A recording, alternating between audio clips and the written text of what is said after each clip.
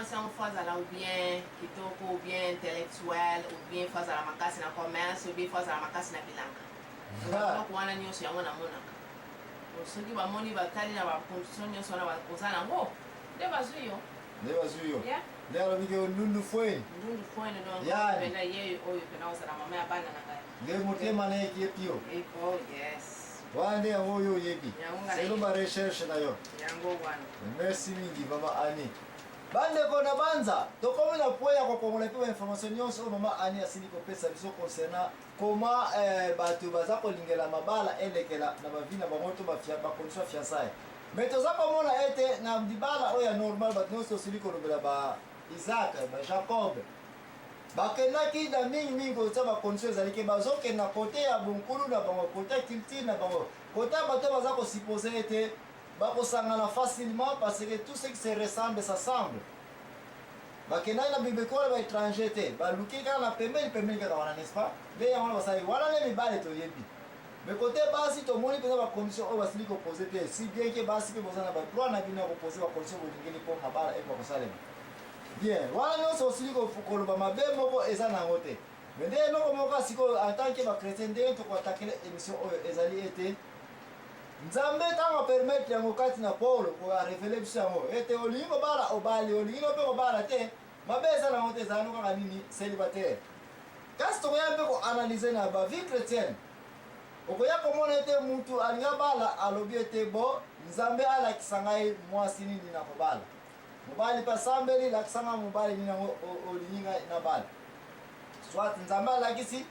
na ndenge na bamonaka makambo soit Nzambe alakisi te na ndenge na bango bavivaka ekomaka na conclusion ezali te oh fiancé oyo nasepeli na ye epuis rapport ekepe baparent e mwasi oyo boreserve ngai ye mobali oyo nakotisi epa na parent na présente papa ke ye nde ngai na kobala n'est-ce pas sikoyo bakoti na bapermettre bango bakoti na stage ya fiançailles.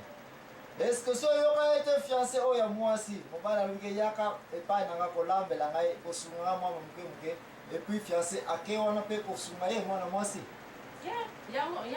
nayoka esalamaka ya trop epuis aza koteste soki ayebi kolamba ayebi kosokola basani ayebi misala ya mike n'est-ce pas? Et puis oyoka déjà ke carte na visite wana et puis matwalu kiti fille azwi zele yango kutu mingi ekoma koleka sikoyo ke fille aye kotala yo mpe na ntango ya fiançailles mabwiti sikoyo tozonga la vie chrétienne comment bino bafille to mwasi akoki kosabstine to kobikela na situation ezaliki aza na fiancé data fiançailles eza wana data libala nano esalemi te mais mpona koevite ke zemi ekota to bakoka kokweya na likambo etali zemi protection nini yango bino bamama boza nango comme préparation ya comment bose protégeaka na likambo oyo ona likambo na bachrétien oyo ya malamu namonaka avant okende pa fiancé fo okende na petite sœur na yo te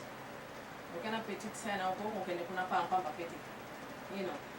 ebongo so boke na petite sœur bayesi petite sœur ozwa molangi ya koka okende osomiso koka na magasin eza kuna oyo ya mosika wana ya mosika est ce que petite sœur aza place yo ozali my God, esalamaka donc I don't know what is nayebi pene eloko nga na koloba wa te mais eza kosalama mais mpona bachrétien en tout cas bachrétien oyo pene bachrétien mpenza oyo bangaka pena Nzambe bayebi ke okoki kosala yango te en tout cas basaka na moko mayele po alingi mpe kaka kokende kokutana na mobali yango papo oyebi te oyo koya eloko likambo ekokoya na n'importe quel temps yango donc kokende kaka kuna te obie ke moboye fiancé yango aya kotala yo epa na bino boya kotala yo sikoyo aza na question fiancé soit aza na étudiant ou bien aza na stage ya chômage aye sikoyo kotala yo epa baparent na yo n'est-ce pas yo mwana mwasi aye wana moi nyonso azalaki wana bolambaki fufu boservir ye na soir ye wana azongi na ye 2-3 jours so aye je suis oyokaka ete mobali chaque fois yaka epa fiancé mikolo nyonso aza awa chaque semaine aza awa et puis babrui eza kocircule ke ayaka kovivre kaka na ndako ya mwasi ya fiançailles esalamaka mpe wana mpe eza pena bien te komi kokutana lea nyonso bakoba yo avant temps yango ekoka ozomona mais sikoyo yo okende kotala fiancé na yo danger eza kuna akoki kokanga catch ekina zuzemi aya mobali suko aya epa bino bapara ya mwasi ke bovanya na papa mama batu baza kotala ka bino bovanda ko na libanda botaki mwa kiti na bino plastique boza ko zo mpepe na bino libanda oh aya kaka ko vivre awa aya mo fufu so to lamba ki foka to lesa ka yesu to sala ka boina boy kotala ngo pesa ka ba yega bo solule sa te kele anu sai bana folia alia mbongo ngo yimda pesa ngo bo solule sa kele anu ya esa yega bo solule wana kaka po bo so yebana ape bisalele bona pi Boze bala bizarre, c'est que bat pas comme on a vu tout ça. Na cadre, est-ce que c'est yo qui a déjà été fiancé oyo? Hein? To yebi ye. So na fiancé oyo, moi la masi moi mbali. Et puis au quartier ba ke ko influencer moko na bango te oh, oyo kibwangezi na quartier somo. Ou bien mobali oh, boy na bref, oyo ka temba tselinga bakale.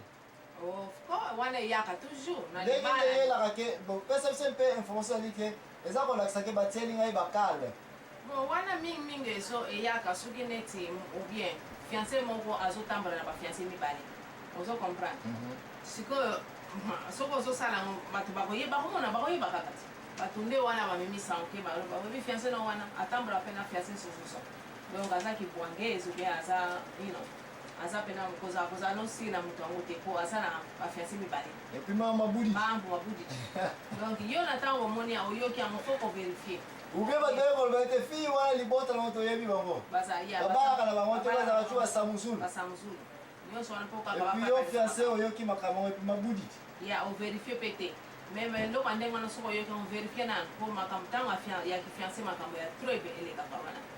Donc il faut qu'on vérifie aux alasir makamamo peneza so bamsusu poka ko bakoton kelo ko alinga kaito ko bakuti sayo bakale wana bachilo bakale ko mabudi di basipele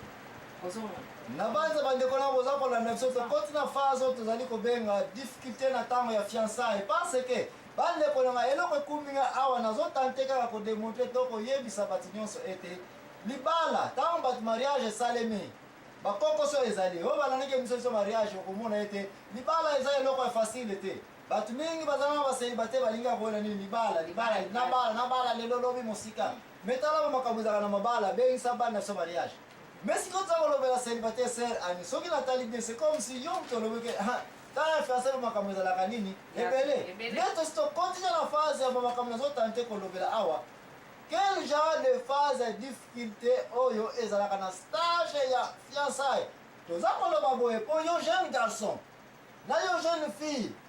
oyo komi na maturité ke okomi mpe ya kobala oza déjà préparé oyo makambo nini okosala face toza kosala face eke yo kaka te bato ebele baza kosala face na yango osi oyoka quelque part ete fille oyo olingi kobala he si ozobosanaki asi abala déjà te utalongolaka zemi ubi azaka na libala babenganaka epo yo oza mopaya na ville oyo oyebi ete yango wana ozonga kokende kozwa riske ya kovanda na pembeni ya fille oyo me na biso toyebe na quartier oyo